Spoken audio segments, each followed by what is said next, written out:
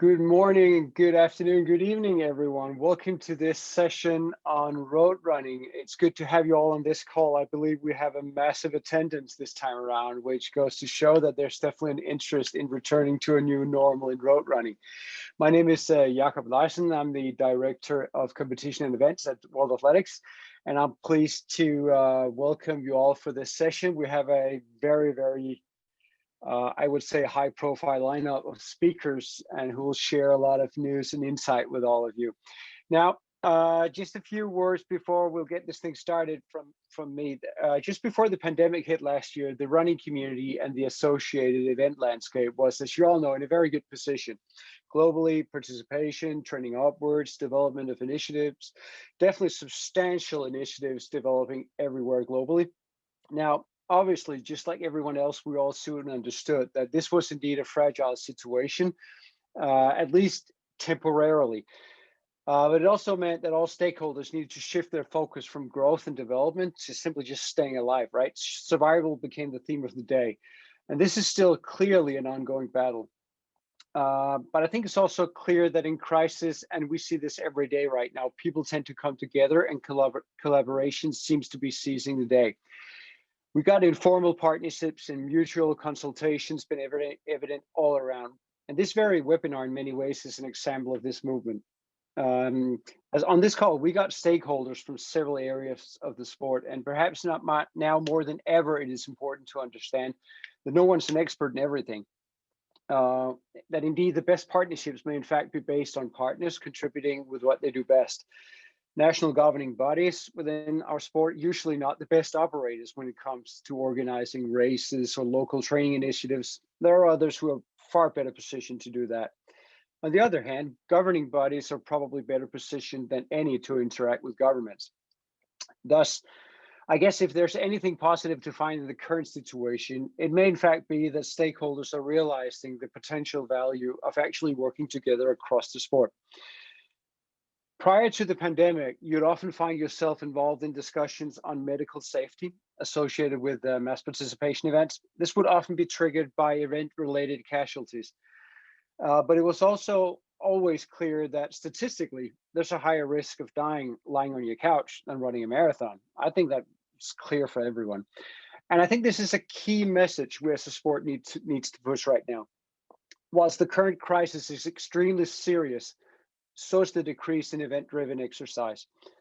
As a movement, we create and we sustain health capital far beyond most other initiatives.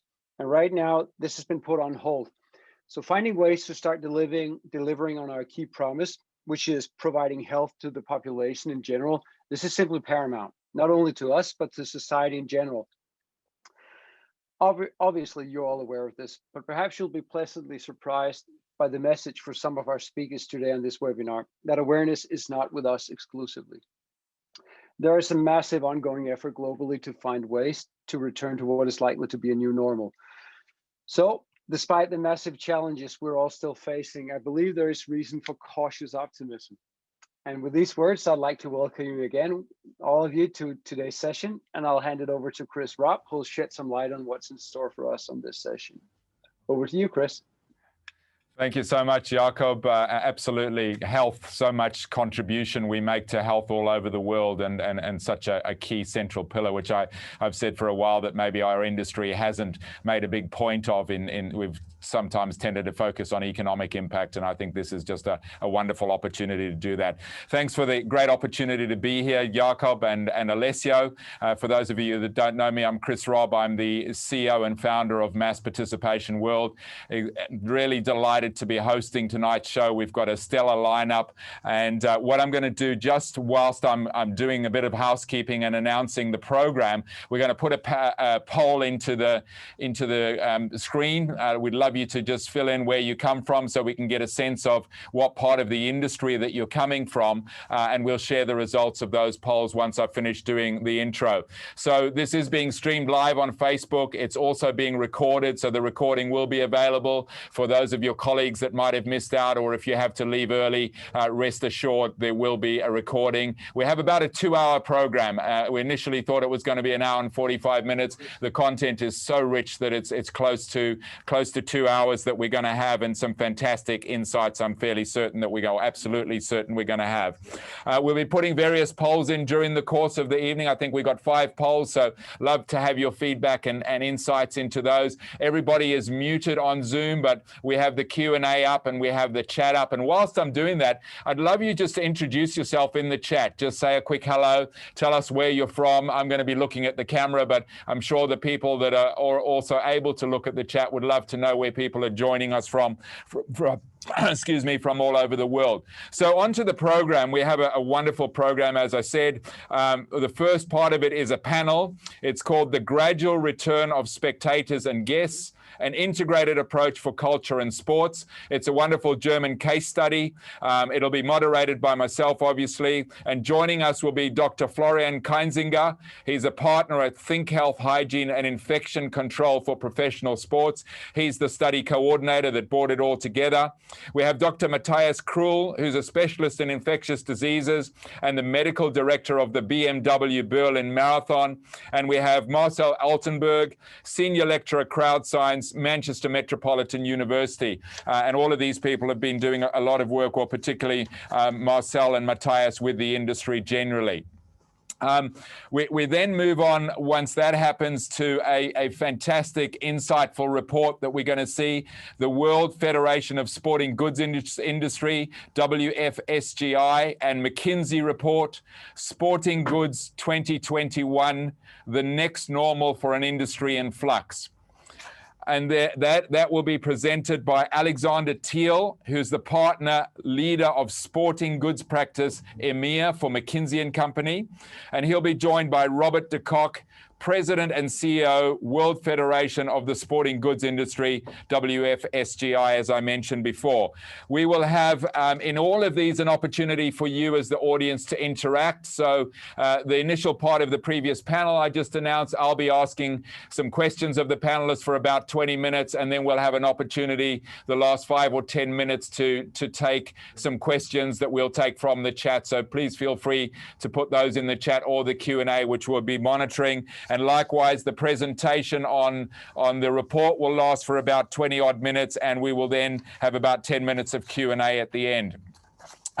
We will then have a little short info session on the World Athletics IIRM Endurance Running webinars, and that will be conducted by Dr. Paolo Emilio Adami, who is the Medical Manager, Health and Science Department for World Athletics. And then following that, our final session will be the restart strategy for mass participation events in Sweden, and that will be a presentation, short presentation, maybe 15, 20 minutes, presented by Stefan Movin, who's the president of the Swedish Mass Participation and Sports Event Association. Some really great insights he's got, particularly some around an insurance fund for cancellation that they've been able to set up with the government.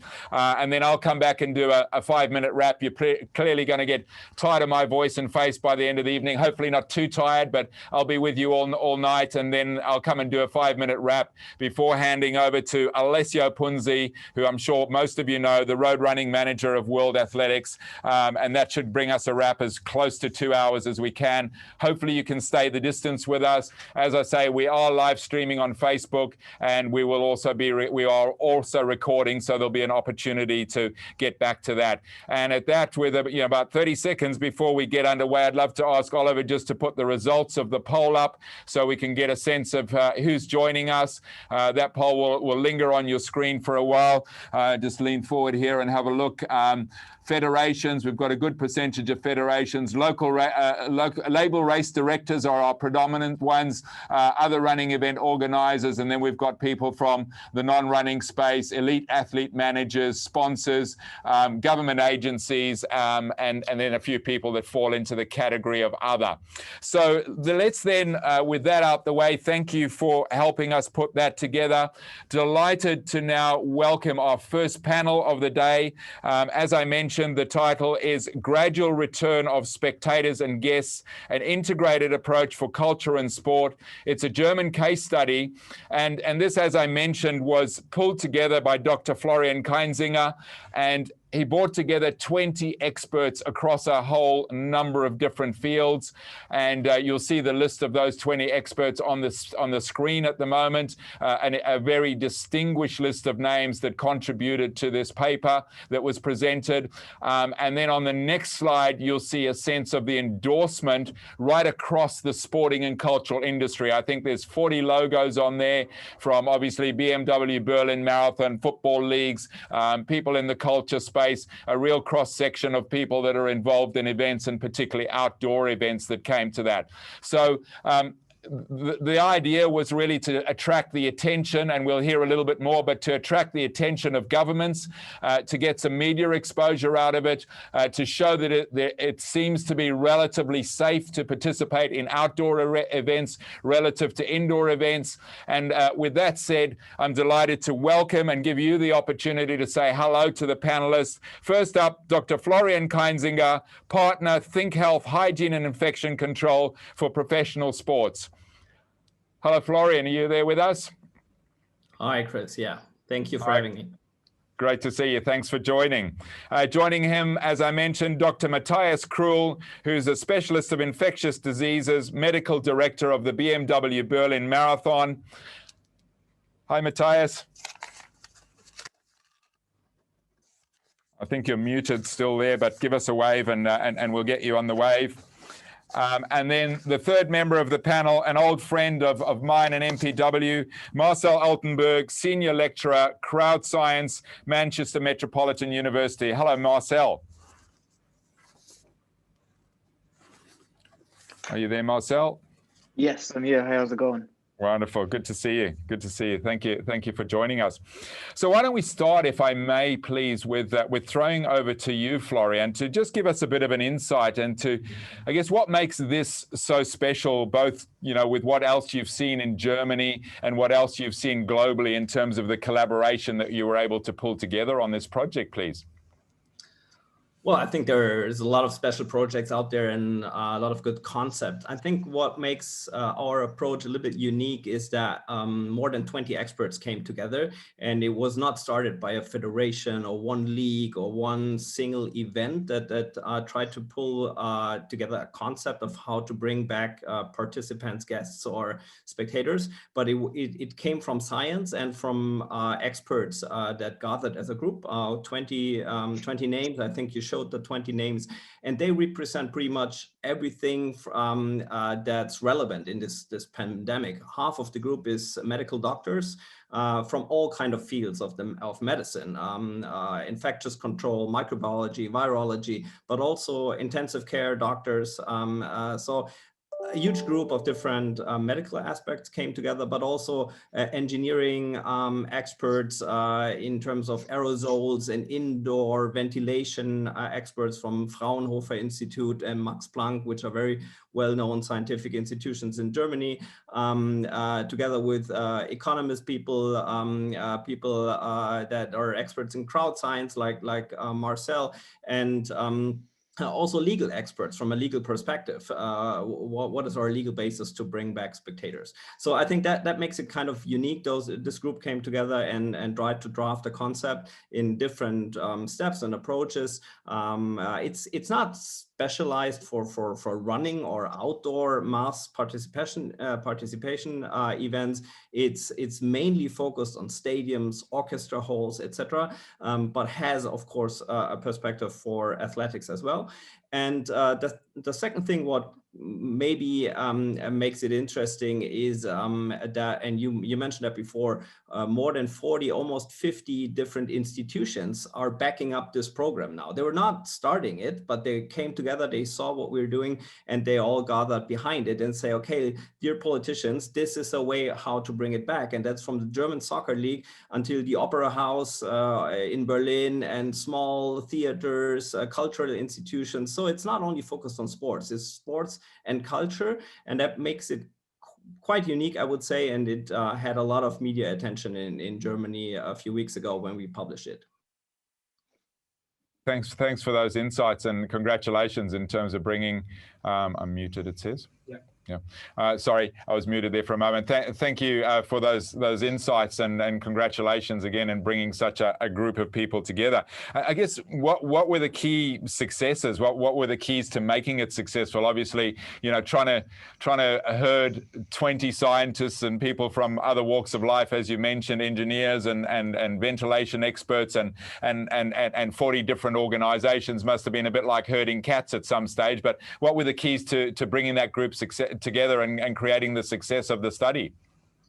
Well, I would say everyone in this group was paralyzed the last year and months, and nothing really moving forward. And that was the motivation for the 20 experts to say, okay, we did every one of us did research in his field, in his topic, but still people are very slow moving, at least in Germany and Europe, in opening up and letting some more events happen. And of course, we all learned a lot of new tactics and tools. We have vaccination, we learned a lot of how aerosols are moving around, where is a risk and where maybe there's no risk, and people were motivated in bringing that together in one concept and designing a concept that works for small theaters and cultural organizations the same way as they work for big football stadiums, for example. And this motivation basically drove the process. We started in December and bringing together all the people and the concept and published it end of February. Wow, so an awful lot achieved in 3 months. Can I maybe throw across to you there, Matthias, and say, the specific messages that came out of this for the mass participation industry? Is there something that you can share with us there, or would you like to share in terms of mass participation events, learning from this paper? Yeah, very warm welcome. A lot of things, and Florian also mentioned it. We got new techniques, we got new measures, and for example, we are going to plan for our marathon with about 50,000 participants is to create a safe race, to create a safe bubble. We know all what this means for like professional soccer teams or basketball teams. They live in a kind of bubble. And what we are going to try is to establish a bubble for all of our 50,000 runners. And this is possible due to new techniques we have, due to protection measures we have, due to testing, and due to, increasing immunity among those participants. Most of them are vaccinated in autumn when we are going to plan for our Berlin Marathon. So a lot we learned and a lot we can give now to our runners and help to make a safe race and to make that race possible. Thank you for that. I mean, that sounds like a massive. You hear of these bubbles of football players, teams, and so on, creating a bubble for 50,000 people. Maybe just a couple of tips of some of the things people would be fascinated sitting here saying, well, how are you going to create that bubble? You could speak about that bubble for the whole of this webinar, I'm sure, but just a couple of key insights which might be useful, yeah, please. Sure. Well, there are kind of pillars we're working with. The one is the usual protection measures we're using. So every runner will get a mask, will go to the starting area wearing that mask. He will drop off the mask, do the race. There's no paper that published any kind of infection during sport activities, and he'll get a new mask when he comes to the finish line. We try to keep the distance as good as possible. This is one pillar. The next one is immunity. We are calculating with around 50% who have had COVID-19 or are vaccinated. So these 50%, let's say around 20,000, might be safe. They might not infect others and they might not get infected. So we have to take special care for the rest, let's say around 20,000. And we have a couple of testing devices we can use, especially new high throughput nucleic acid testing devices like PCR or like the LAMP testing. And our aim is to test, and this is possible, we have an expo for 2 or 3 days, to test every runner who is not positive or has not been positive or is not vaccinated, we try to test those 20,000 to have a safe race for everybody. Well, so those are your kind of statistics that you're predicting, that out of 50,000 participants, 20,000 of them will need to be tested. That's a fairly significant undertaking, even that on its own, isn't it? Well, it's quite conservative. We don't know how vaccination strategies increase, how many of vaccines we will have, and how many are vaccinated. But it's a quite conservative thinking. We got almost half a year. And every day counts, and we will have less problems with every day who gets with more vaccinated. And maybe just quickly, sorry, I'm muted again. No. Oh, sorry, it was showing on the screen I was muted. Sorry, you heard me there. Just quickly before we move on, kind of any sense of the budget implications for that in a percentage space of what extra percentage of your budget? Well, we are discussing if we can hand over those costs for every test to the participants. I mean, they pay lots of hundreds and thousands for traveling, for taking part on a big marathon. So the costs came down from hundreds of dollars to a couple of dollars. So they are not that high anymore. But this is what we're discussing in our team. And but it's quite possible that we might hand them over to the participants.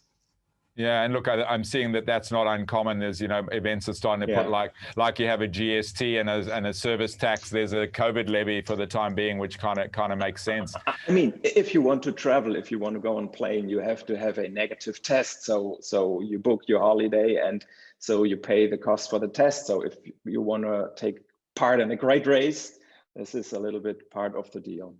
Yeah. Thanks for that, Matthias. Marcel, let's come to you. So, from an operational perspective, from a crowd science perspective, what have you seen through this study that might make changes to the recommendations that you're making, changes to the modeling that you're doing? Well, first of all, I need to put a bit more praise on what Florian said. You're absolutely right. Putting 20 scientists into one room, that doesn't guarantee it yields results in the end. I've never been with so many doctors and professors in one room, and actually a paper came out of it quite quick, and also peer reviewed immediately, shared with partners in the industry. The first thing a partner in the industry does is he tries to destroy and find a hole in the concept, obviously, before they get their name behind it. So I can only encourage everybody to have a look at this concept as Florian shares it online, or there's also an English summary. So, and the results of all of this, you've seen this on this call already. Florian laid out all the lessons learned for the entire industry, including opera houses, indoor events, and so on. And Matthias took those and broke them down to the mass participation industry. And he also already mentioned all those operational impact. If you want to test 20,000 people, somebody needs to put this massive undertaking in a big expo hall for 3 days. That's not going to be Florian, that's not going to be Matthias, that's going to be the people in our industry, the operational experts. And that's absolutely what it takes. It's this conversation between specialists in the area, between people who, like Matthias, who knows the marathon, breaks it down to marathons. Nobody else is going to do that for us. And then the people in our industry need to make it happen, put it in place, which is not a small task. What we wanted with this concept is basically looking for hard factors, hurdles, so to say, that we need to jump. What is it that we need to achieve? Is it 6 feet distance? Is it 50% vaccinated? Is it not more than 1,000 people in one place, and so on? Like, what is the one thing the hurdle that we need to jump in order to make our event happen? And so far we don't have it, but this paper by Florian and this group of scientists was trying to basically pinch politics in a way, get us back into the landscape. Florian might be able to tell you some of this big press operation that was around this whole concept to put us on the map, to not make politicians able to just ignore it and push it into the summer, because we need guidelines now in order to fulfill them in fall. We have somewhat of a lead time as well. If we don't know what kind of measures to fulfill in fall, then there's not going to be an event fall if we don't know them with a couple of months in advance. There was a lot, but I was literally going to segue into that and ask Florian, like, give us a bit of a sense of the media and what were the reactions? Did you achieve the objectives that you set out to do from that perspective of media exposure and getting in the ears of government? Well, first of all, it really got a lot of media attention. I mean, we didn't know that before, but obviously there was a huge need in Germany, at least. All the big newspapers, TV stations went on. It was in the headlines and news when we published it end of February. But what was even more important for us is that it got the attention by decision makers, by politicians, and we started to talk to them, or they started to talk to us. And even if we're moving very slow now, small steps, but we got the situation now, only 2-3 weeks later, that we are allowed to do some pilot projects indoor. And actually, I'm responsible for a project in Berlin for the Philharmonic Orchestra of Berlin, which is a very famous orchestra. They are opening up this Saturday for 1,000 spectators, which is 50% capacity. And we're doing that with a testing concept. We're not the first in the world doing that. I read quite some articles in Spain and other countries where people are starting to reopen with testing concepts. And Germany only has a vaccination quote of around 8-9% of the population, so still very low.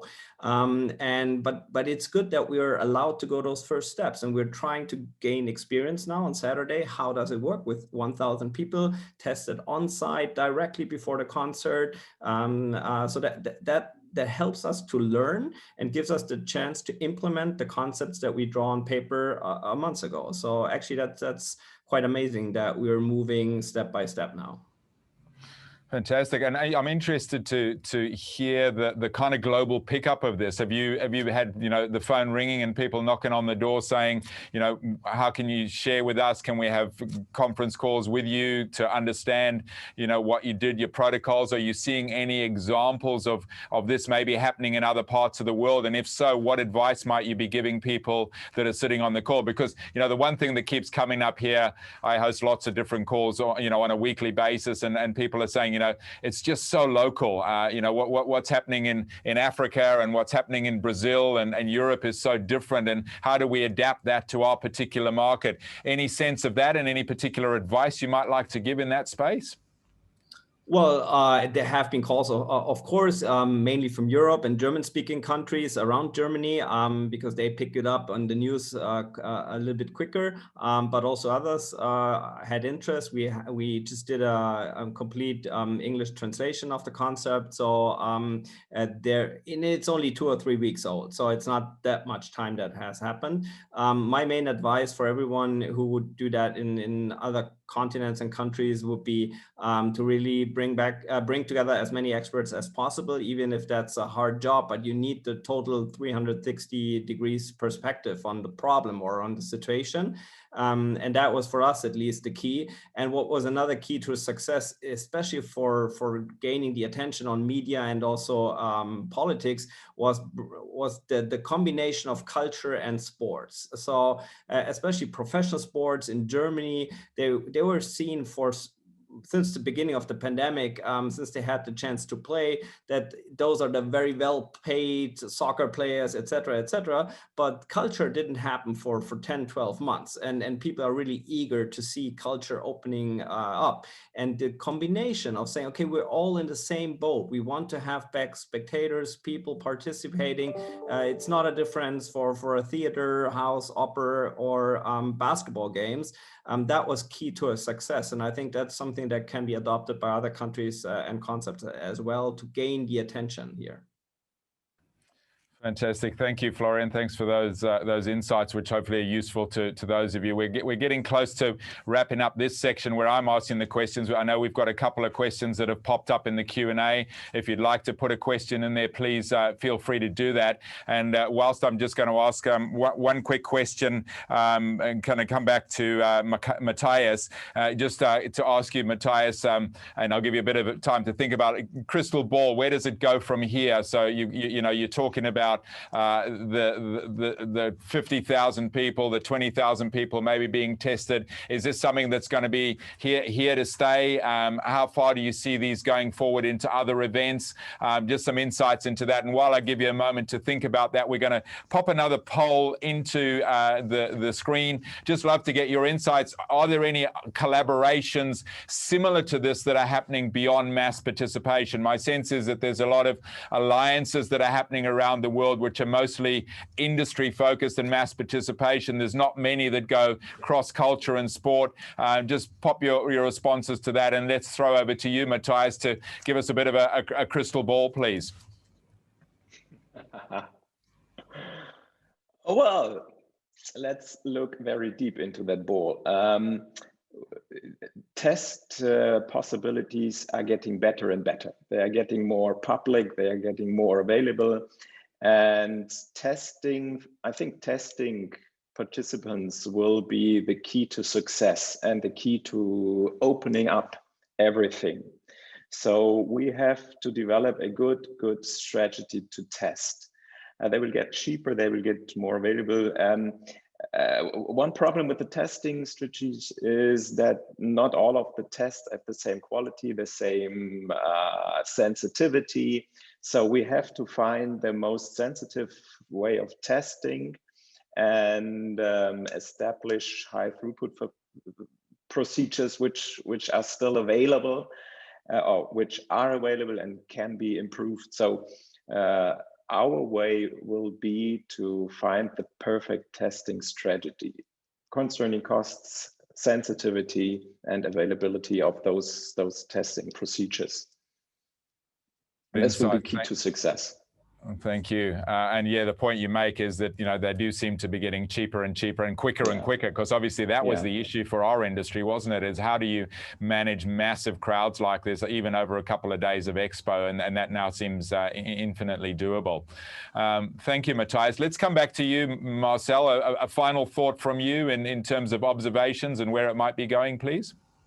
Yeah, so similar to what Matthias just said in terms of medical standards, we also need operational standards. I would love to have a standard worldwide because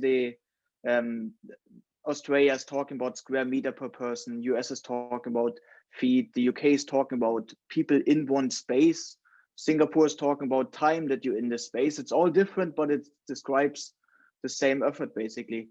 If we would have more of an understanding, a standard, maybe even if it's just in our own US state or in our own country, but that we know what we're working towards to. I know a couple of race organizers there, they just want to know, what do we need to meet? What kind of requirement do we need to meet? And we will meet it because we have the talents in the industry, and our industry is known for sharing best practice. We just need to know what kind of hurdle to jump, and that is basically connects very much to Florian's work.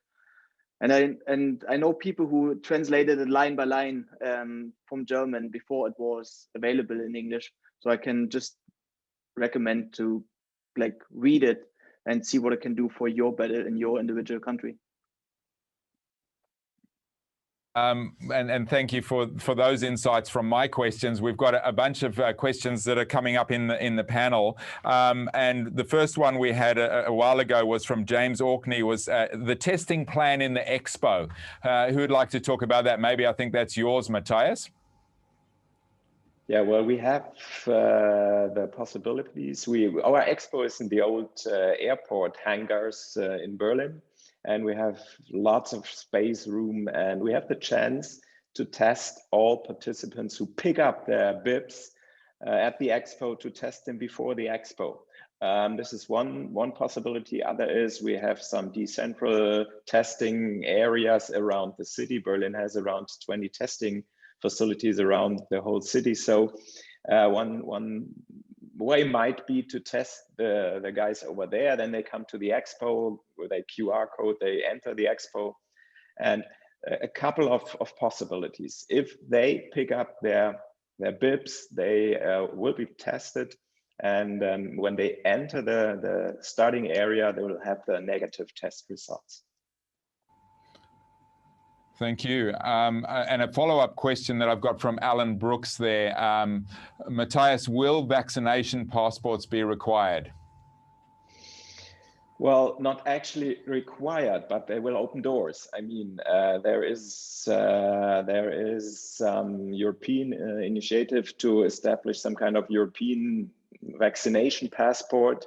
They will not necessarily be required. If you don't have a passport, if you are not vaccinated, you will get tested. But if you are vaccinated or had COVID, you don't have to be tested anymore. So it's not a requirement, but it's a nice to have option. Yeah, great. Thank you for that. And that's certainly what I'm hearing in a lot of other parts as well. I got one here which I'll bring back to you, Florian, from Michael Kutate. Sorry, I'm looking at the screen here. What are the positive or negative impacts of the Tokyo Olympic Games on accelerating the return to live events? Well, I'm not involved in Tokyo in their plannings, so I don't know exactly what they're doing. I know there's a lot of discussion going around in countries like Germany or other European countries, but definitely it's moving everything forward because people are trying to push for the Olympics, the organizers, but also the federations. And I've seen discussions in Germany where people are saying we have to try something here, to do pilots here in Europe to see what can we have in experience and bring it to Japan.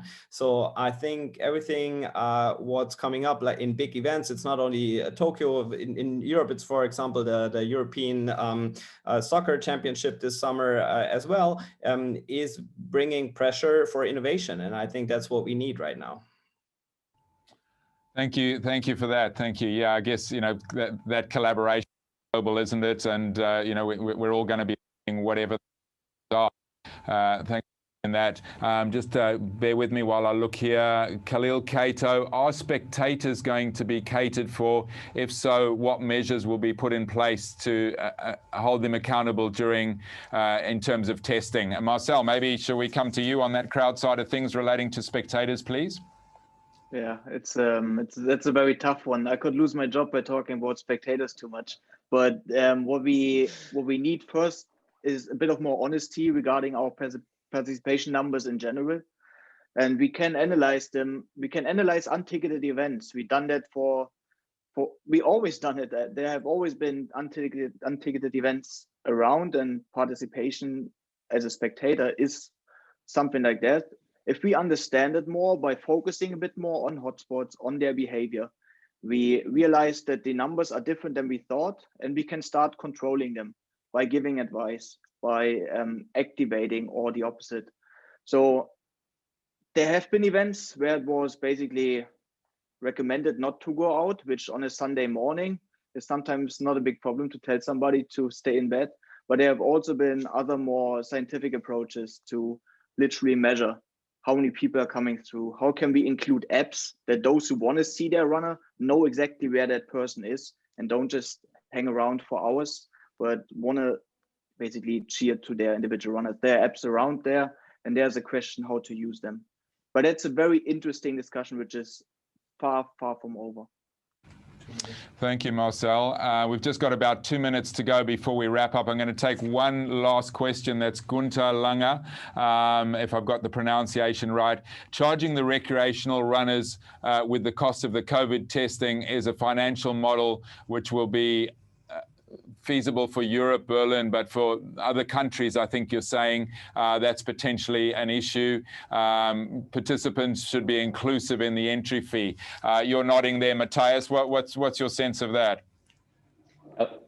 Well, we are discussing this point, and we didn't come to an end until now. As I said, tests are getting cheaper and cheaper. We are discussing it with our colleagues from the Abbott World Marathon Majors from New York, from Boston, from Chicago, Tokyo, London, and we didn't come to an end at that point. I do understand what he's saying. So we have different options. Thank you. Thank you. We'll just put the results of the poll back up there. It looks like about 27% see cross-industry collaboration. And with that, I think we're pretty well close to the end of this. I know there's a couple of good luck things there, but I think, why don't we just go back to you, Florian, as the coordinator. We've got about a minute to go before we wrap this. Let you have the opportunity to have the final say, whether that's a piece of advice or an observation or something that you'd like to share with the audience, and then we'll wrap it up straight after that.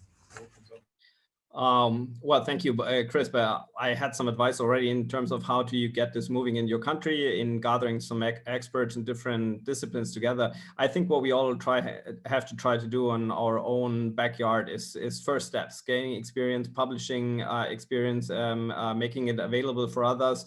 Small events, maybe 200 people in an indoor or outdoor event, with testing, without testing. I think that's what has to happen now in European or other countries that are able to do that. And we're doing the next steps this coming weekend, and try to make as much information available as possible. And I would love to invite everyone to join here. Thank you, Florian. Thanks for joining us. So please virtually join me in thanking our three panelists. Dr. Florian Kainzinger, Think Health, Hygiene and Infection Control for Professional Sports. Dr. Matthias Krull, Specialist of Infectious Diseases, Medical Director, BMW Berlin Marathon. And Marcel Altenberg, Senior Lecturer, Crowd Science, Manchester Metropolitan University. Thank you so much, gentlemen. Some great insights. I'm sure you've added some great thinking to people's minds, and some great tips. And obviously, there's a short version of the study, which we'll be posting a PDF version of in the chat. If you need to contact any of these gentlemen, very happy for me to be the channel, chris@chrisrob.asia. Very happy to facilitate that. There were a couple of questions we didn't get to. I'm sorry about that, but thanks so much for the time, and good day to the three of you.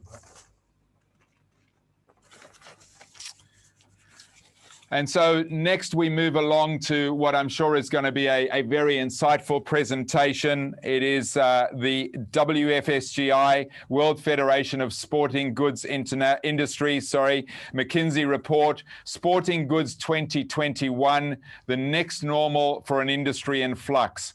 And I'd like to welcome Alexander Thiel, partner, leader of sporting goods practice EMEA for McKinsey & Company. And joining him, Robert de Kock, President and CEO, World Federation of the Sporting Goods Industry. Welcome, Alexander.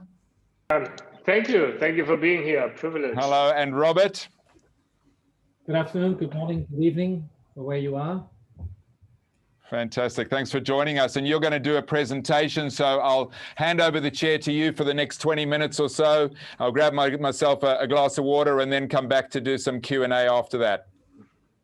Okay, thank you so much. I think I just have to see that I can get my view options, because I see that Emma took control and she is taking control over my full screen, which I wasn't intending to give. That's it. No. Okay, let me see. All right, how can I change that? Good. Good. Well, anyway, so thank you very much. Welcome everybody again. May I reintroduce ourselves? And my name is Robert de Kock, the president of the World Federation of the Sporting Goods Industry. With us today is Alexander. He will present himself just after me, and he will start off also this presentation. I think this Sporting Goods Industry report is the first time that the sporting goods industry have made this report, and would like to thank then also McKinsey and our team for the hard work they have done to present this.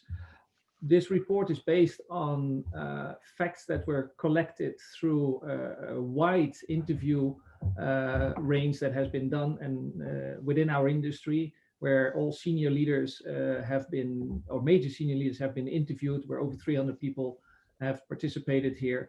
So I think it is a very important message also to you. As you can understand, it will be today a snapshot of what is in the full report, but during the presentation you will get information on what you can download, and that you can download the report. So you will see that's afterwards appearing in the chat, I suppose, and that's for us.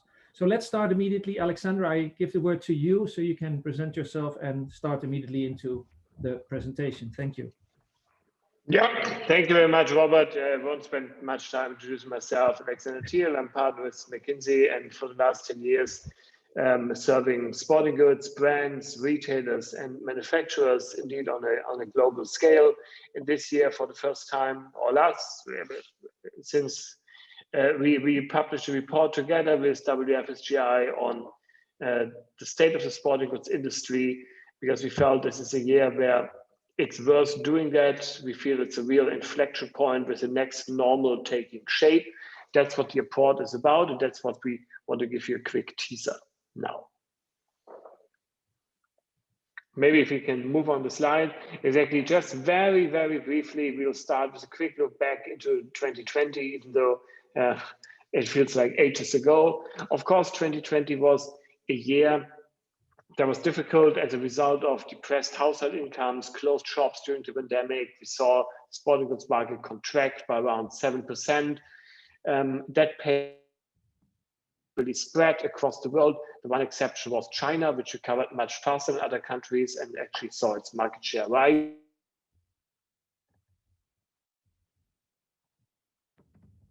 Alex, you're falling away, Alex. If you can hear us, Alex. Really? Yes, you're back. I can hear you well. Okay. I'll just continue. I could, okay. Sorry for that. No problem. Please let me know if there's any issue. That should not be the case. Let me just say here, what we want to say is that the sporting goods industry saw light and shadow overall, but overall still also outperformed its benchmark industry of the apparel industry, recovered faster after the initial drop, achieved relatively higher market capitalization from September onwards than it actually had in December 2019. If we move to the next slide, we also now want to look ahead to 2021 and started with a quick survey that we did. We asked 130 executives from the sporting goods industry about their outlook, and as you see, the outlook is positive. The sentiment is much more positive for 2021. Over 60% saying they expect business conditions to improve. Only 6% think things might get worse. It's hard to imagine how that's the case. Of course, that's also a reflection of how challenging things have been in 2021. But now let us go to the core of, and if you move the slide on, to really the core of what we want to share with you today, which is how we see the industry at an inflection point and how we see a next normal taking shape. And in a super brief view, I'll introduce you to that next normal. You see that we highlight here key themes that we think are set to shape the industry in 2020 and beyond. I'll give you a super brief overview. On the top, we start with three main trends that are consumer shifts, number 1 to 3. You'll be familiar with all of them, but they have gotten a twist through the last year and renewed importance. Number 1 is athleisure. Athleisure, of course, a mega trend before COVID, but the pandemic has served to further blur the lines between work and free time and therefore further accelerated this trend. And what is also new is that we now see fashion brands, be it H&M, Zara, American Eagle Outfitters, or Tommy Hilfiger, entering the segment at scale, putting pressure on sporting goods players to really leverage their innovation abilities to continue to win in this critical aspect. Number 2 is the physical activity gap. As we all know, unfortunately, physical activity is generally lower in lower income brackets. It's something that holds true throughout the world. That's what we call the physical activity gap. And as the current crisis is not only a health, but also an economic crisis, more people unfortunately find themselves declining on the economic ladder. And that could lead also to a decline of physical activities. We think a multi-stakeholder approach, including also governments, municipalities, so it's needed to ensure no community is left behind. Number 3 is sustainability. Of course, sustainability was a trend before, but COVID has really accelerated awareness for it and importance to consumers. The dynamics behind that are complex, but they are real. Now we are in a situation where many companies want to significantly scale up their share of sustainable products. And what you find in the market is that there simply isn't enough sustainable material. Recycling rates are at a maximum at 20% with the best materials. There's a lot of competition around these products. No one can get enough. So what is needed in our view, is a real innovation in business models. Think circularity, think rent, not buy. Simply by getting more recycled products will not get you where the consumer wants you to see. The next 3 trends we have on here in the middle, number 4, 5, and 6, are under the header of digital leap, something you're all aware of, but 3 aspects of it we want to highlight. Number 4 is digital-enabled fitness and exercise communities. As people were not able, and partly are not able anymore, or so far, to go to the gym, go to the spinning class, they have looked for that also lost sense of community digitally, and found it in offerings like Peloton, Swift, the Nike Runners Club, Komoot, and others. These digital communities, we think, will continue to present a hybrid way of exercising and to find an active community online, and represent an opportunity, but also a challenge for every player in the sporting goods industry to participate, and where possible also link it to their sales. Number 5 is a leap forward in online. We think online sales across sporting goods will, even though they might come slightly down when the crisis abates, not go beyond 20 and not below 25%. That is the new floor. That means everyone needs to gear up their e-commerce, in particular their direct to consumer capacities and capabilities.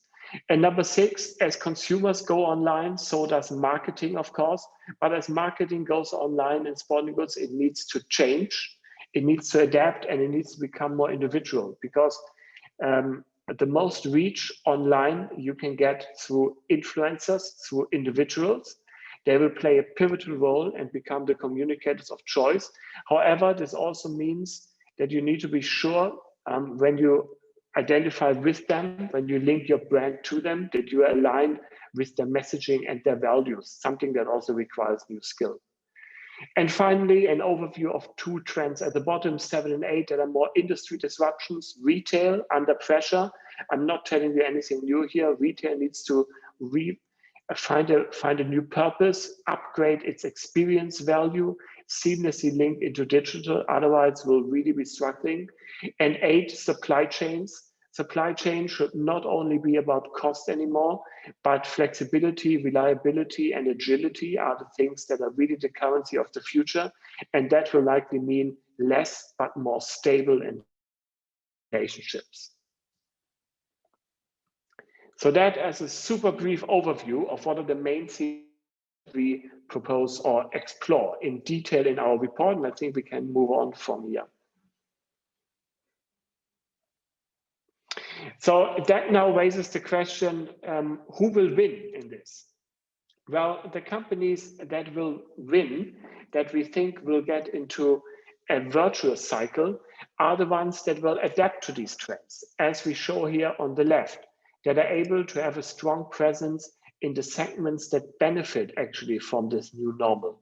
Individual sports, home sports, running, biking, and so on, who have excellence in D2C and e-commerce, who find direct to connections to consumers through digital communities, have a purpose-driven retail footprint, credibility on sustainability, not as a niche, but at scale, have built an agility in their supply chain, have optimized marketing for digital channels, and have real agility in planning and budgeting. For those, we see a virtuous cycle of increased relevance of consumers, increased sales, reduced positive fixed cost digression, and then freed up funds to invest into quality, price, and innovation. While companies that lack on those will find themselves in a vicious cycle. We think while the last 10 years in the sporting goods industry, everyone was mostly a winner, just to different degrees. but the industry growth was lifted all boats. This will not be true in the next 5 to 10 years. We forecast a much starker polarization in winners and losers, and we think it will be the alignment with these priorities that will decide who will be well. Yeah. Thank you. So Robert, I would hand over to you to take us more deeply into one trend, specifically the physical activity gap. Absolutely, absolutely. Thank you very much. And I think also the physical activity part, which is strongly related also to World Athletics and the formats, is therefore important. I would like also to thank the previous speakers, the panelists, because I think you gave us some interesting insights also being responsible for another sport, both in my country as well on global as European level. So thank you very much for giving us here also some interesting information about the testing methods, as we are facing at the moment even a particular area problem during one of our tournaments taking place when we speak. So that said, let me just go into the physical activity part immediately and see what we found out actually. So the subject that you would find in our report is the physical activity gap, and it's called an opportunity to put healthy lifestyles within the reach of all of us.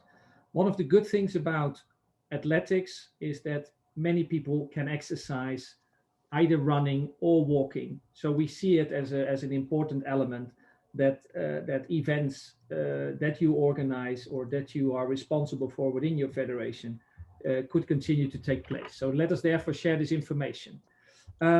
What we did find out is that there was a significant shift within the activity levels, where we said that 40% of the people are being less active, but 30% said also that they're more active. Now that's probably also because there's more time available during the crisis. People were working from home or even were not allowed to work for certain periods. We do see though that the current crisis will drive more households into lower income groups. And that's what you would see also on the charts, which means that they're more vulnerable to the reduced level of physical activity. And that's a little bit unfair. I mean, if you have less income, that you won't have this access anymore. And the cliche is that the impact on the physical activity level is that the pandemic has increased the people's appetite on one side, but on the other side, we found out that this cliche turns out to be only partially true.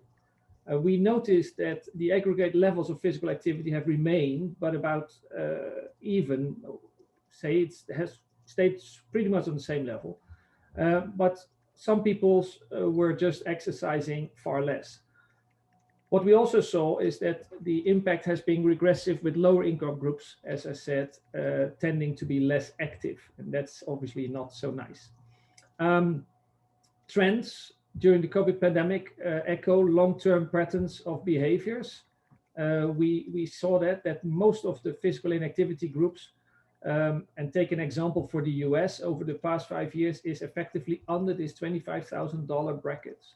So how can we get these people active? What should we do about that? How can we motivate these people to become active? On the other hand, we saw that 46% of this cohort report not to limit physical activity, and the proportion is creeping higher over time. Conversely, the most active group was also the highest earnings, as we see also on this chart. 90% over 100,000 K was active. So that's also, again, if physical activity becomes a salary issue, then obviously that is a little bit worrying situation. And again, therefore, I'm very strongly promoting also your activities that you have within your world. And being aware of these effects of financial distress, the pandemic is more obviously a threat to exercise activity, with most people having taken a hit on their personal finances. That's what you then also see, that a lot of people, because of that, were falling into other groups and other areas of income. Indeed, I would say 26% of the Europeans said that they expect to see the income on the, they expect to see the impact on their income for at least for another year, while 15% said that they will have less money in the next 7 to 12 months.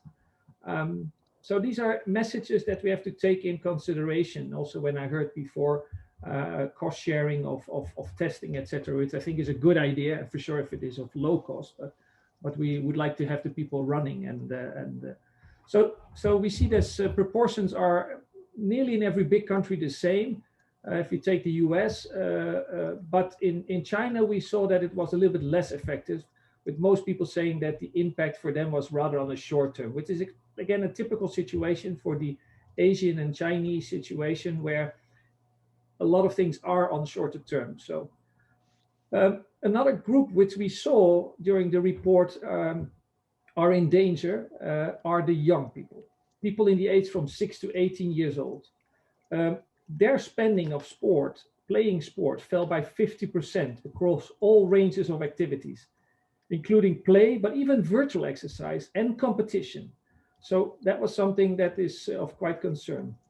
A reason is that 64% of the parents say they have been concerned about the potential health dangers, both for themselves as for the children. In this case, the risk of collecting COVID. Another one was the lockdown of amateur sports clubs in general, school sports and physical education, what was offered previously to the young people, which couldn't take place because of the lockdown situations in many areas around the world. The polarization in the exercise trend may come as a surprise to the sporting goods industry experts, but 57% of the experts in an October survey said that they expected COVID-19 had increased overall levels of physical activity, which isn't the case, because in fact, the long-term data has shown that there is a global decrease of activities since a longer period.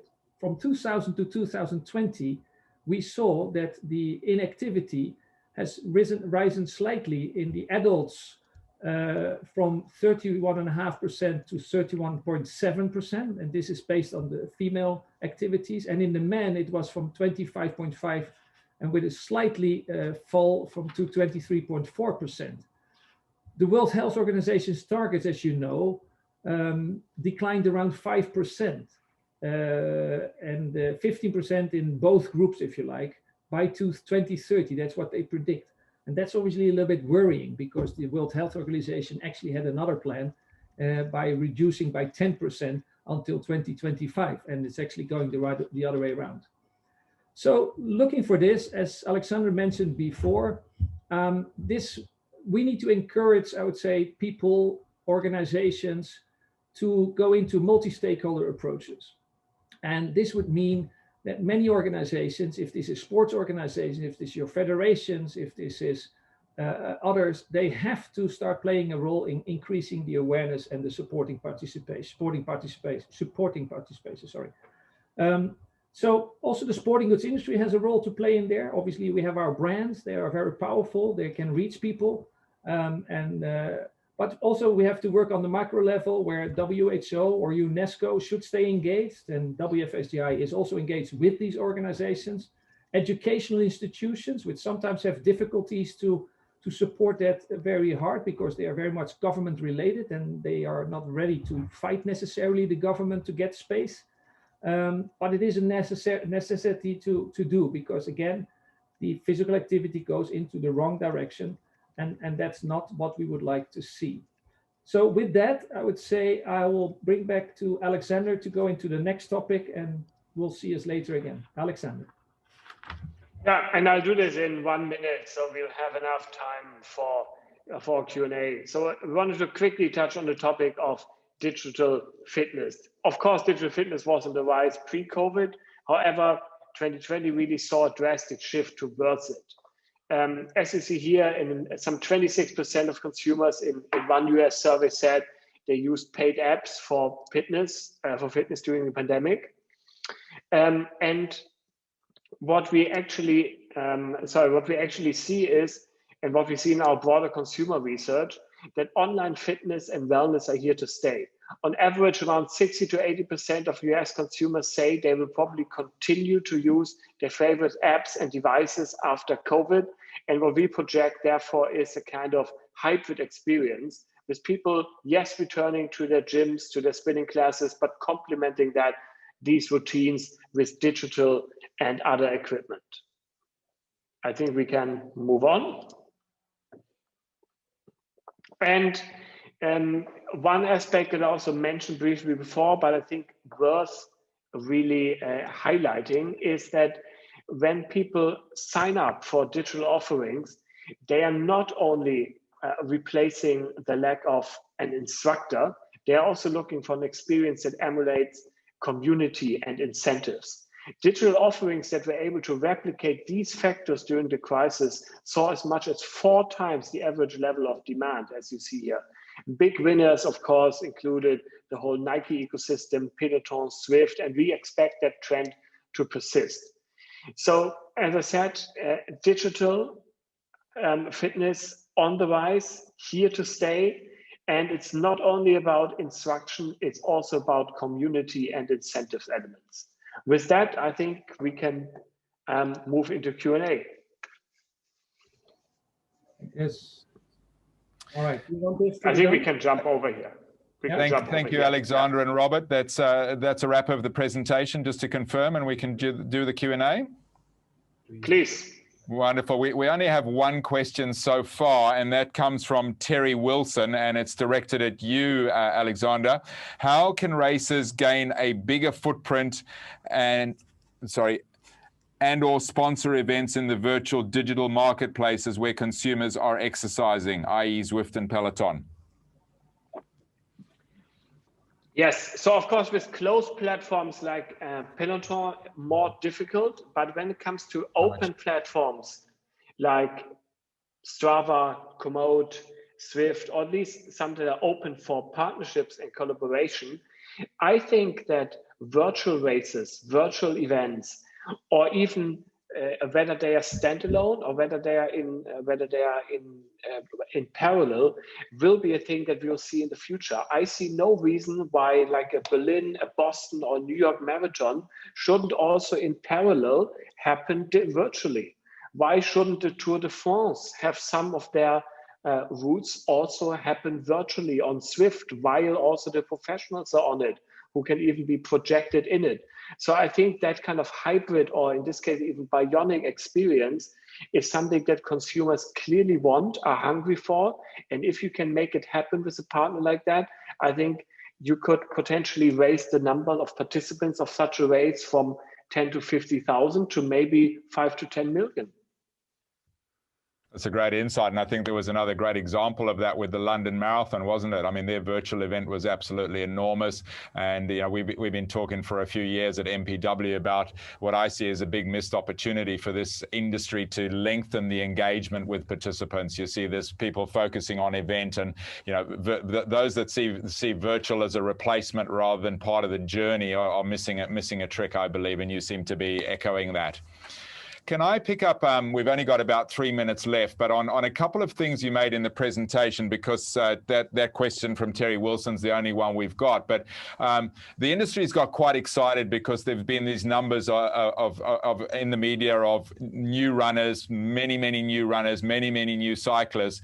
But you then spoke about the fact that declining exercise rates generally. So you're not contradicting that at all. There's still a lot of new runners, there's a lot of new cyclists, but globally, probably because of those socioeconomic factors that you pointed to as well, there is a decline in general physical activity levels. Overall, biking, running, and other individual outdoor sports are absolutely booming. And we think for multiple reasons they will continue. Running, because many people have picked it up as a habit and will include it in their balanced active portfolio.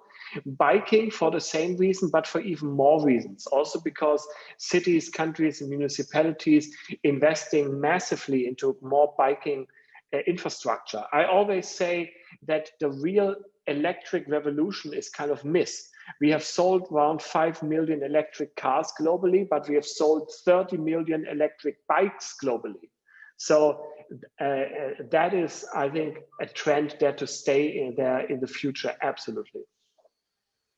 And one final question I'd like to pose. You spoke about this challenge of, the people that are economically challenged, keeping healthy, the fact that we've got these declining exercise habits in many parts. What are you seeing, or were you able to see in terms of the role of governments in this? I see that there are some governments that are really starting to wake up to the value of this from a health and well-being perspective. Others may be slow to the party, but any sense of government involvements, any standout examples examples that you see around the world of governments that are really starting to embrace the mass participation industry as an opportunity to engage in this health and well-being gap? Robert? I thought you were going to answer also, Alex, this one. So I'm happy to. I was just wanted to give you an opportunity, but whoever feels most comfortable answering. Fair enough. No. Well, I think obviously the world and governments are mostly involved when we talk about mega events. That's where governments need to start giving guarantees. That's where governments, so we see the Olympics at the moment taking place, and they will take place because I think there's a lot of, I would say, interest to get it going. We see this with all major, I would say, sport events, if this is World Championships of World Athletics, or if this is any other form. So I think those are where governments, now the governments have been, I remember 2010 when basically the World Health Organization put this forward to the high level meeting. A lot of governments started to initiate, I would say, physical activity all over the place. And then you see that certain local governments or even towns became more active, and others, as you described it before, were less active or didn't do anything particular.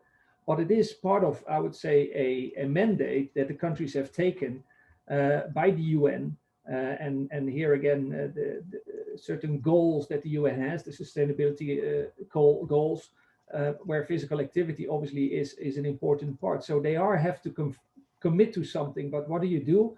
At the moment, for example, the world is in I would say, small crisis.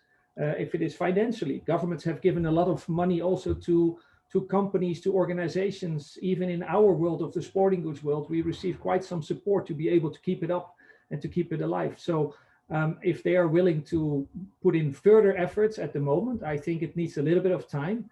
But I'm very happy and pleased to hear already with all the initiatives that these people on the call today can do. Because I think this is a powerful group that is able to push that forward very hard and very loud. So I really sincerely hope that these mega events can come back, because that's quite an important element. So thank you, Robert. And I think, to kind of wrap that up, my sense is from our industry perspective, whilst maybe there's still a bit of pain to go, this report seems to paint a really positive picture of massive opportunity for growth for an industry to bounce back. Folks, we're out of time. A couple of questions did pop up whilst I was talking to Robert there. I'm sorry we weren't able to get to that, but I'd like to join in thanking Alexander Thiel, partner leader, sporting goods practice, EMEA McKinsey & Company. Thank you, Alexander. You're welcome. And Robert DeCock, President and CEO, World Federation of the Sporting Goods Industry, WFSGI. Thank you so much. Some great insights there and some positive outtakes for us as we look towards coming back. Thank you so much. Thank you for having us. Thank you. So we move along, and just before I announce our next guest, I'm going to prepare a poll for the presentation that's coming after. The presentation that's coming after this is the Restart Strategy for Mass Participation Events in Sweden, and it's going to talk about the alliance that's been formed in Sweden and the success they've had. I'm just interested to know, we're interested to know how many of you on the call are involved in alliances. So we're going to put that poll out there whilst I introduce our next segment. And it's the World Athletics IIRM Endurance Running Medicine webinars. Just a little quick 5-minute snapshot of info session on those webinars that are coming up. Please join me in welcoming Dr. Paolo Adami, Medical Manager, Health and Science Department of World Athletics. Hello, Paolo. Welcome. Hi, Chris. Thank you very much for having me here today. It's a pleasure to listening to the previous talks. Extremely interesting indeed. Thank you for giving me the opportunity to share what World Athletics is doing together with the International Institute for Race Medicine, the IIRM. We have organized since the beginning of the year a series of webinars, so far 6. We've talked about the evolution of running and risk of injuries. We've talked about exercising the cold. And actually, the next webinar will be about COVID-19 procedures for mass participation events. And it will be an update, mostly targeting medical directors of races, but actually it's very much open to everyone. Of course, event organizers as well. we will have a great panel discussing how we can plan mass participation events of various sizes during the COVID-19. How does the designs of this event protocol, health protocol, should look like, if there are stadium-based events, for example, or road races, and then what have we learned so far from this pandemic, and what are the strategies that different organizations are putting in place. The session will be moderated by Corinne Hudson, which is an associate professor at Georgetown University in Washington, D.C. Chris Troyanos, from executive director of the IRM, will present his perspective. We will also have TK Miller, chairman of the Ironman Global Medical Advisory Board, George Champas from Chicago Marathon, and Safar Berman, the the director of the Health and Science Department at World Athletics. It would be an extremely interesting discussion. Everyone will bring their own perspective, based also on the previous experience, right? Some organizations were able to pull out events, so there's a lot that's been going through in the past year about in the learning curve, if we want it, and it will be interesting to see how these experiences would then be implemented in upcoming events. It has been discussed, about the Tokyo Olympic Games, but other international competition that will take place in the coming months. Well, there's still uncertainty between vaccination, testing, and so on and so forth. So it will be quite an interesting conversation. This is a part of a series. The one in April will discuss about youth participation in long distance running. Another hot topic. We will have great speakers there as well. In May, we will discuss about the air pollution and how the environment has an impact on the exercising individuals, particularly for running. And then in June, we will discuss about female athlete, particular conditions that are interesting for female athletes, like pregnancy and running and road racing and so on. In any case, I will just post in the chat the link to the World Athletic webpage where all the information can be found. And I'm more than happy to receive emails or questions from the audience or any question you might have. Thank you. Thank you so much, Paolo, for that information. And as you mentioned, people that want to register, the details will be put in the chat. Whilst I'm talking about the chat, I'm sorry, we were wanting to give you PDF versions of all of the presentations we've had, including the final one that's coming up. We're having a problem posting those in the chat, so we'll make a commitment that we'll email those out to everybody who registered. We had well over 300 people registered, and we'll send those out to everybody afterwards, so that you can get access to those, and we'll work out the mechanics for that. Paolo, we'll say goodbye to you. Thank you so much for joining us, and all the best with those webinars, and look forward to seeing you again soon.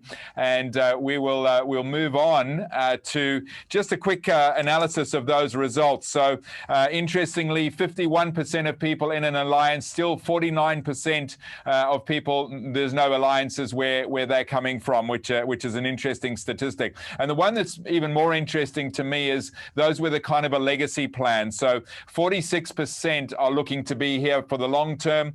54% are just setting up to try and get through COVID. And to me, that is maybe a bit of a missed opportunity. I think if we were to look at how we came into this, if we'd had some of these amazing global alliances that we had now at the outbreak of the pandemic, I wonder if we'd be further down the track. And I would encourage those of you that answered no to that question to give some thought to how you might be able to build a legacy organization. I hosted a webinar for AMSI, the Australian Mass Participation Sports Events Alliance, earlier this week. They've just launched a membership program. They're looking to put on annual conferences and member discounts and all those kind of things. And I think our industry desperately needs that all over the world. So I'd encourage you to give that some thought if it's not on your radar. As we move on to our final segment, final presentation, the title of it is Restart Strategy for for mass participation events in Sweden.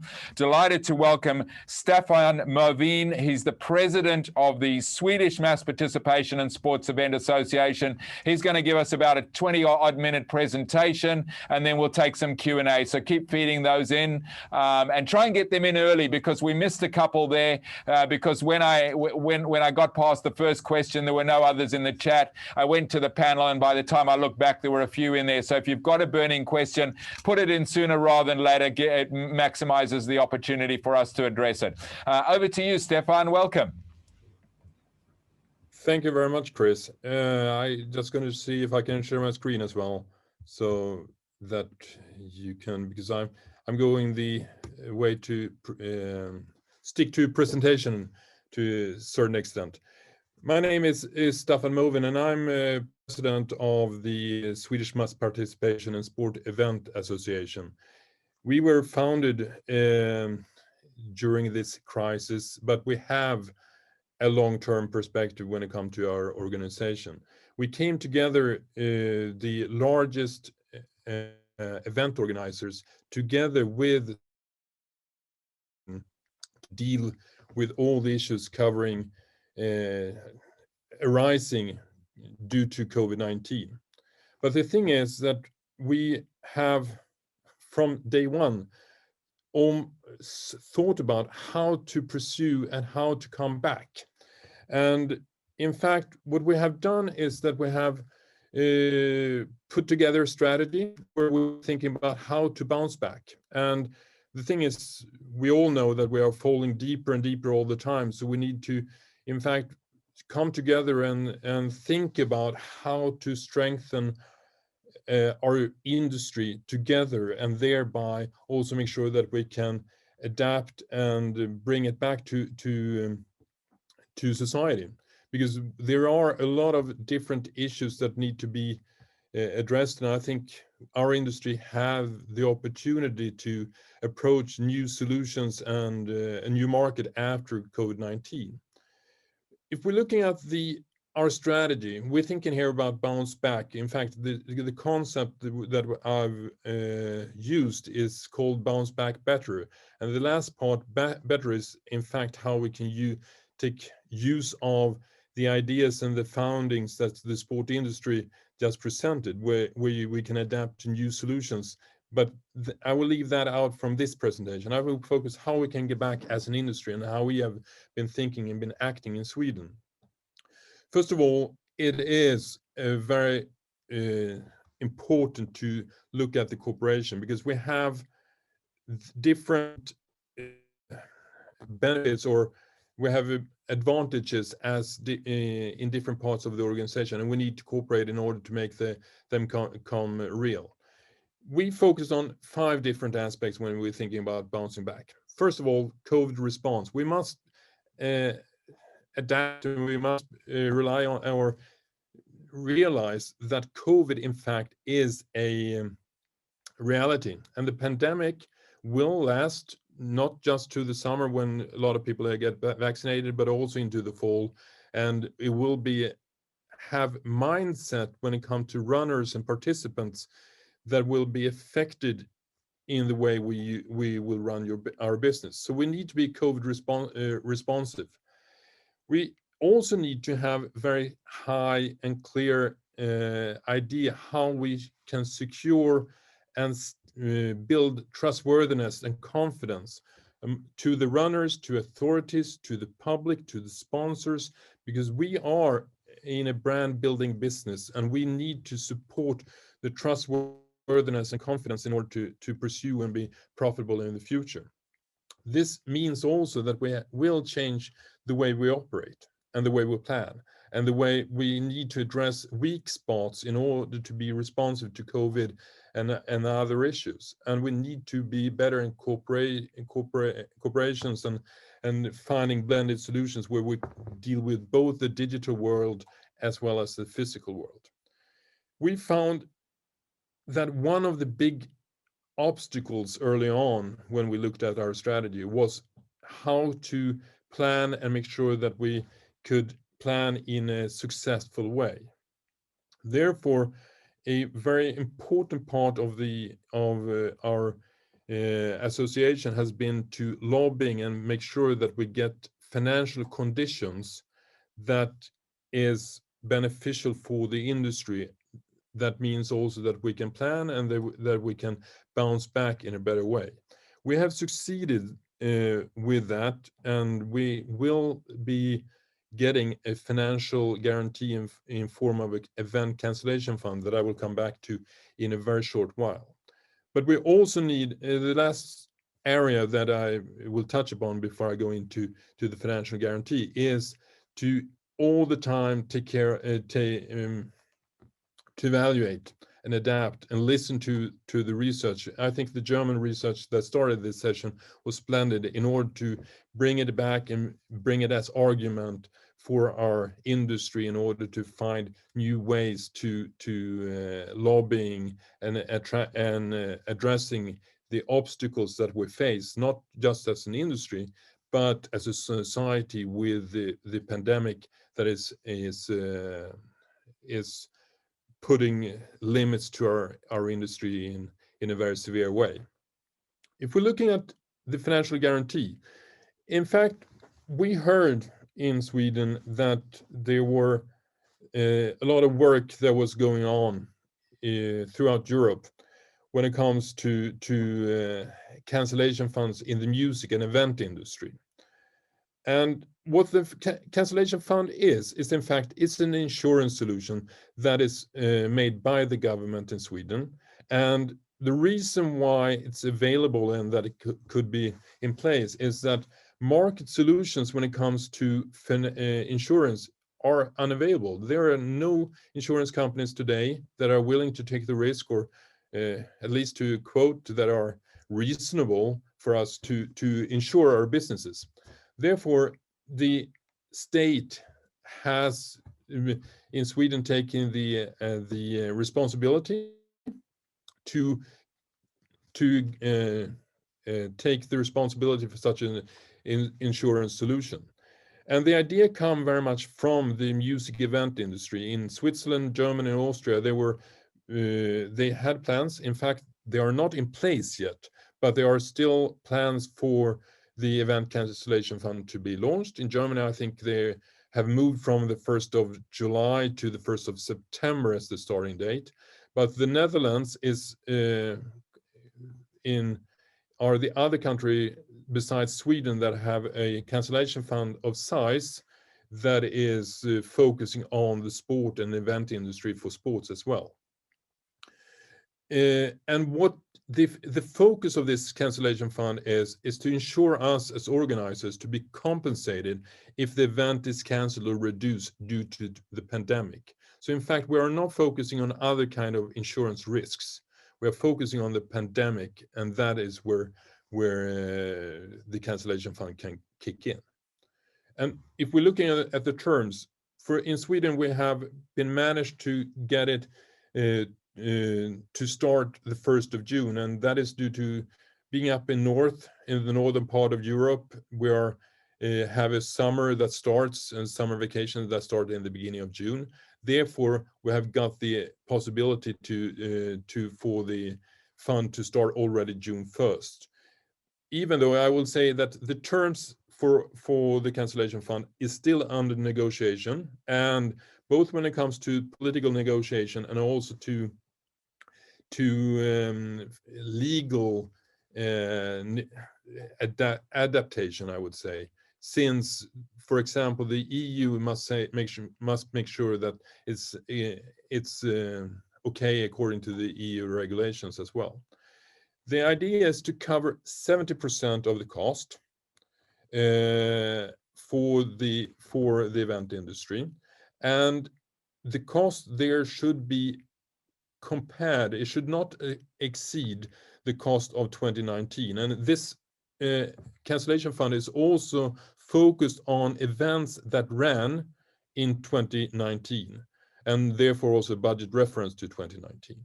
So it's no chance for new events to start or come into the market, because it should be for holding up an industry that is really under severe pressure. In Sweden, we have reserved a budget for approximately 300 million euro. It's about the same amount per capita that the German have reserved in the Culture Cancellation Fund that would start in September 1st. It will not include the small events, since they don't have the same investment costs, because all our big industry events have long planning circles and therefore also build up cost connected to the event, and that's what should be part of the cancellation fund. As I talked also earlier, that part of the Netherlands have a similar cancellation fund, but they have focused, and they will come in force, as I understood, stand on July 1st, and they have made the prerequisite that you should have had an insurance connected to your race in order to be eligible for the fund. So a big difference. I know also that Denmark is launching a similar cancellation fund, but to a much lower degree or scale than both in the Netherlands and in Sweden. So this is something that we have succeeded with in Sweden through the work and also getting the acceptance. I'm going back to how we have succeeded in order to get the cancellation fund in place. But it's quite interesting. I think right now for the rest of many other countries, there is an opportunity now to address governments and see in what way can we get support to get an insurance for our events. And that's why I think it's because it's an opening right now for that approach.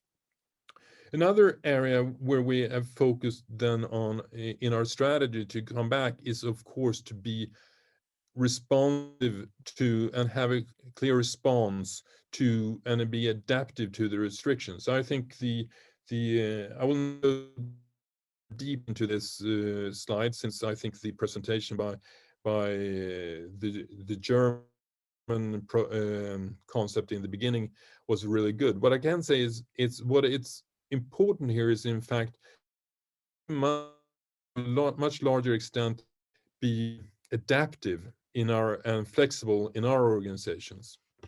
We are, in fact, not used to adapt. We have normally a business model that we are running, and we need to be better to be flexible in how to respond. And we also need to but what's interesting and what have been started coming in place in Sweden, with the inspiration from South Korea, I think first, and then I know that UK have done it, is to have different levels of tiers, where depending on the pandemic level of pandemic and how infectious the country is, there are different levels where we need to adapt and have different set of requisites that we need to have in place. And I think that is something that makes it easier for us to plan as well. And I think that is something that I believe more countries will adapt as well. When it comes to organizational planning, what is really important, and I think that was, in fact, the first topic that was brought up in this afternoon session, and that was that we cannot expect anyone else except us as an industry to solve our problems. We must cooperate and make sure that we find new solutions from the industry, but we cannot do that ourselves. We need to cooperate with others outside as well, because we know right now if we put ourselves in the government's position, where you have a society that is totally locked down, you will hear a lot of people and interest groups screaming that have needs and wants attention.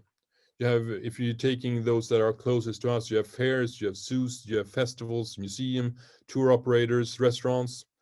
And what is real different them from us is that most of those other industries and interest groups are better organized than we are. So we needed to come together and, in fact, building an organization and building a structure pretty fast. But and then also see who can we cooperate with, who have the structures that we can benefit from. But we cannot forget that all of these actors want money, and there are limited of resources. Therefore, we must make sure that we plan and act in a structured and smart way. Another thing that is challenging right now is that we are so eager to get back to business, and that we sometimes forget to get the public acceptance for our races and for our events. And that is a real risk to get backfired. In fact, because we must search to get public acceptance, and therefore also work with the public opinion, both on a local level, a regional level, and a national level. And this is really difficult when you're having a severe situation as the pandemic, because sometimes there appears and it pops up new actors that we didn't think about previously, that are driving something that we couldn't foresee. For example, we had a splendid primetime TV coverage in Sweden that covered the possibility to run an event with slots instead of waves, and that could be addressed in the fall. And the topic or the address or the news was perfect all to the last question, when the expert said, but we should not forget people need to transport themselves with public transport, so this will not happen. So all of a sudden we got backfired from an angle that we had taken care of, but we couldn't foresee in the news as such. And therefore we must also think about what are the weak spots that we need to deal with, and also address them proactively. And a weak transport for as we have seen it is the transportation solutions, because people need to gather and getting to the events, and there you have the public transportation system, or you have other transportation systems that you need to have to deal with and bring them into your ecosystem. But the thing is that most of these actors also want to solve the same thing that we want to solve. They want they want the event to happen. And therefore, we should also have an open discussion and, in fact, working within our ecosystem in a cooperative way. And because there are others, like the destination companies, hotels, bus companies, or public transportation companies, that are better to deal with certain issues than we are. And we should use them when they are the experts. What we should not forget, though, is that we have a really high expertise, and that is that we are experts in flows and handling large group of people safely. And that is something that we should build on, and we also should build trust on. Because I think it's two things that we have seen in our work that have been real beneficial, is flows and handling large groups, as well as dealing and building on public health. If we just go quickly through how we get this cancellation fund accepted. First of all, we focused on cooperation. We have all event organizers in Sweden have cooperated weekly since March last year. We founded the association in order to get a body, in order to get trustworthy and get strength. We have worked cross sports. We have used the sports federations. We have used the sport confederation in order to get access to politicians. We have worked with music festivals, sport leagues, and arenas, because event organizers like those have very similar problems and can also address certain issues. We have been very valuable for them since we're dealing with mass participation and health. Because health has been something they want to have as a political pressure in their communication as well. We're working with cities and destinations in order to get data, in order to planning the restart, and also get structure when it comes to building the structure for the future. We understood very fast that we need to get a voice. Therefore, we started communication one way in the beginning, and then started dialogues with different stakeholders. We used blogs, we used pods, we used newsletters to key stakeholders. The organization made us able to speak for the industry, that meant that we could be used by media. We started very quickly to gather data. In Sweden, we have over 1 million participants annually. That's more than 10% of all Swedes participate in our events. We are a really important fundraiser and contributor to sports, and we fund clubs and so forth. We have a touristic effect on 200 million annually. And we also managed to get the data and discussed it in health perspective. For example, diabetes, where health and movement and mass participation is an important factor to reduce the cost in Sweden 1.3 billion euro annually. There are huge amounts where the amount we are searching for, or we want to have to our sport, is really, or as compensation is really small. And then we focus on the politics. We focus on where to get the decisions done, not only on financial support, but also on the structure there. We need to understand the agendas and there also adapt our discussion towards the agendas and how our other people are driving their ideas. We also found ambassadors. And what's interesting with mass participation is that if we look at those that are running and those that are interested in our movement in mass participation, there are a lot of ambassadors to use that we really didn't know of from the beginning.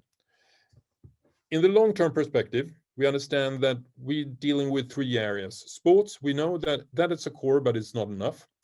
We need to use more on health. And what's really interesting is that public health is threatened by COVID-19, and we have used studies to build that argument in the future. We are also looking at tourism and to get the next phase to integrate better to the decision and to the strategies of cities.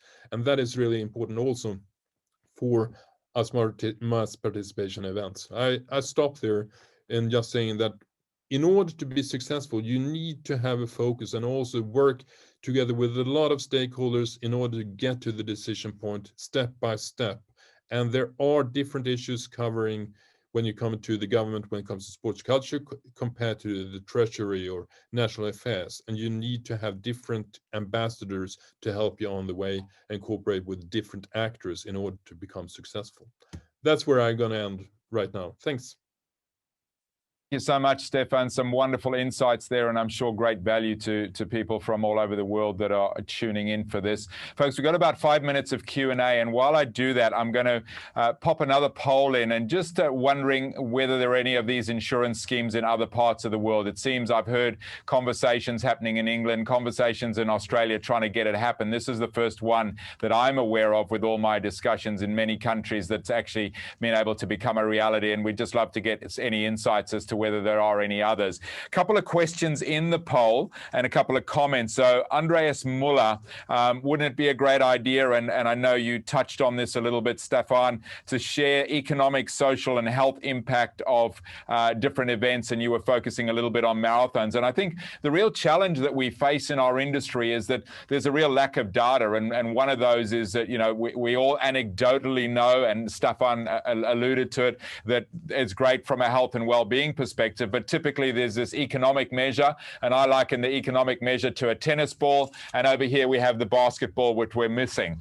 And Mass Participation World is in the midst of a study. We released a white paper in October called the Mass Participation Ripple Effect. Some of you may have heard me speak about it before, but the results are absolutely astounding. We thought we would be able to prove that the ripple effect went 10 deep.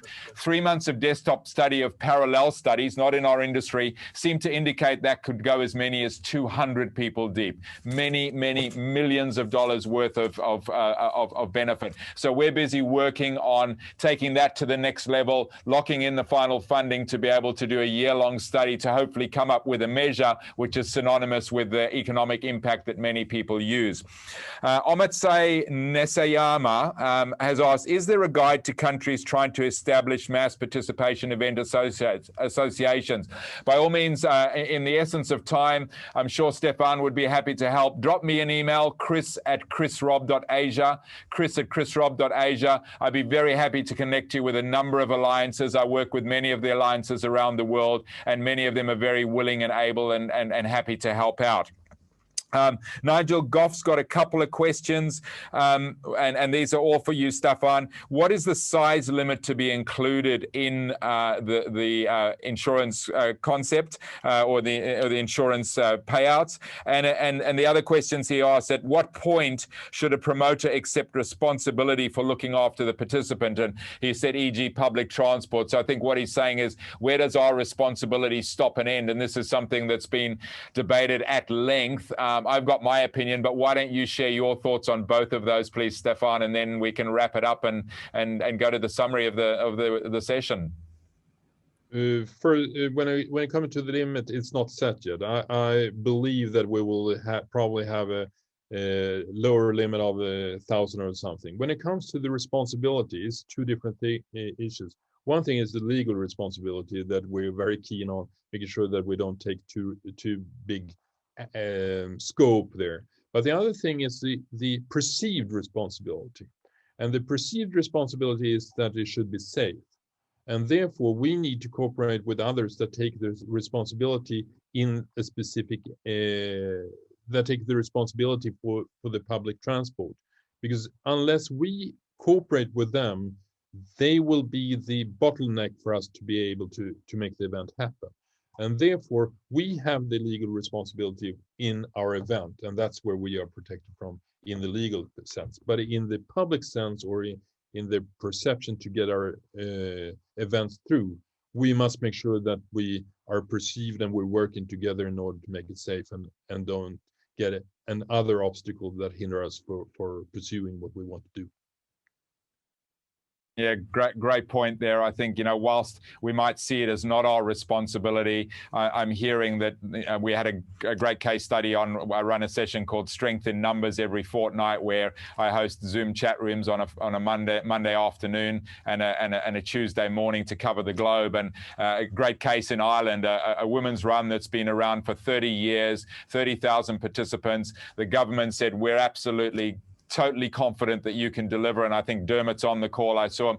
Totally confident that you can deliver a fantastic event. No doubt of your abilities to deliver the event, but our concerns are the crowds, the big crowds coming into the city and how they're getting in and out and the impact that they make. So, if we want to get our approvals, we might need to go that extra mile to be able to make that happen. Stefan, some really great insights. I'm sure you'll be happy if I connect you with the inquiry there regarding an association. Thanks for the great insights and thanks for joining us. Thank you. And then just looking, bye-bye, thank you. So looking at those results, unsurprisingly, 11% of people on the call indicate that that there's an insurance, and a massive 99% saying that there is, 89% that there is nothing that covers them. We're getting to that wrap-up stage. We're running a little bit behind time, so I'm going to keep mine very succinct. I want to just make you aware of a couple of quick initiatives that might be of interest, but I think at the end of it, if I pick that up, of all that great content, the future is incredibly bright. There's great opportunities. The report on the state of play from McKinsey and WFSI, there's plenty of people that we're going to be able to deliver events for when we get back. From a medical standpoint, it would certainly seem that there are opportunities, studies like the German study, more of them happening, more white papers happening. The one that has baffled me for a long time is why there's no research that seems to indicate or quantify the risk of outdoor events. I've searched high and low to try and find that, but there seem to be some white papers in development to help us with outdoor transmission, specifically relating to our industry. And I think just these great opportunities, collaboration, faster testing, which makes it faster and cheaper testing, which makes it potentially easier for us. That's the wrap of the session. I just wanted to make you aware. Mass Participation World every fortnight. We host the MPW web series, which I know many of you on the call, I recognized a lot of the registrations beforehand, and the names tonight have attended. We have what I believe is going to be a fascinating one next week. And I think as an industry, one of the things we've heard tonight is this need and ability to collaborate beyond our industry. I think, if there's one criticism in inverted commas, that we've tended to be very inwardly focused. We compare ourselves to ourselves. We learn within our industry, and I think there's great opportunities to learn from outside. So the title on the 25th, which is this time next week, 25th of March, is Looking Over the Fence. What can we learn from other industries? We've got a fantastic panel. We've got a very senior security manager from vice president from Emirates Airlines in Dubai.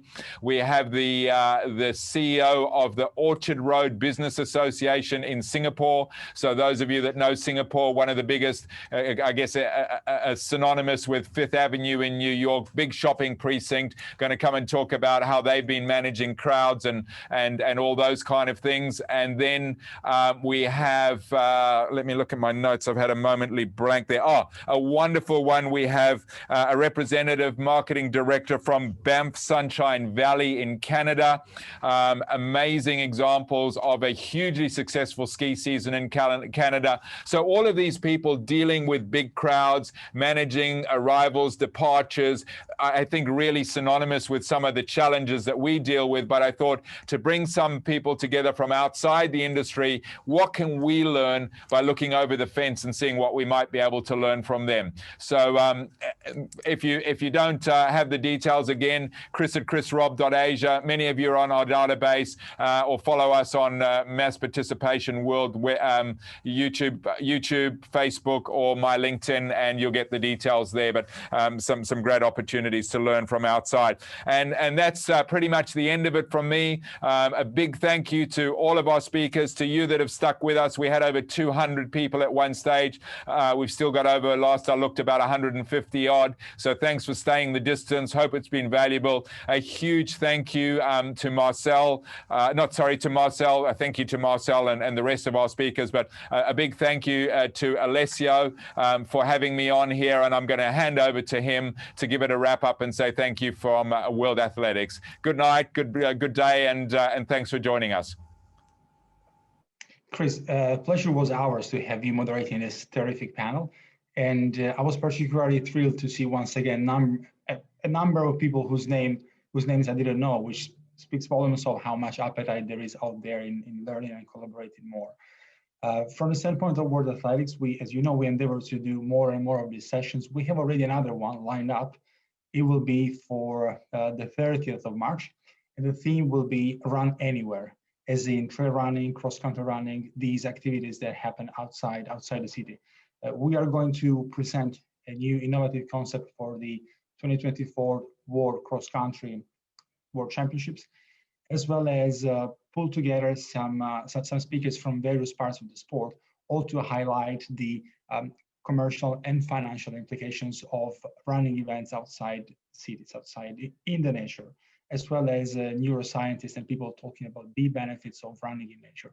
It's all part of this optimism theme that we inaugurated with the February webinar, which we are hoping to be able to transmit to you, because as various speakers said in the meeting today, the industry is really set up for a big bump, for a big rebound once the crisis gets under control, and all the signs are pointing in that direction. It's only a matter of getting organized, getting out there. It's a bit of a communications battle, and it can only be won. We only have a shot at winning it if we can collaborate more than at an international level. This needs to be done at a national level due to the different policies that exist in different countries, which is why we really invite all race organizers as well, vendors, anyone involved with this industry, find out who the National Athletics Association in your country is and get in touch with them, because National Athletics Association are naturally well placed to be the perfect trade union between the instances of the industry and the government, at least in most jurisdictions. It's a wrap for me. Thank you again for participating, and see you in a bit less than 2 weeks' time. Thank you. Have a good day.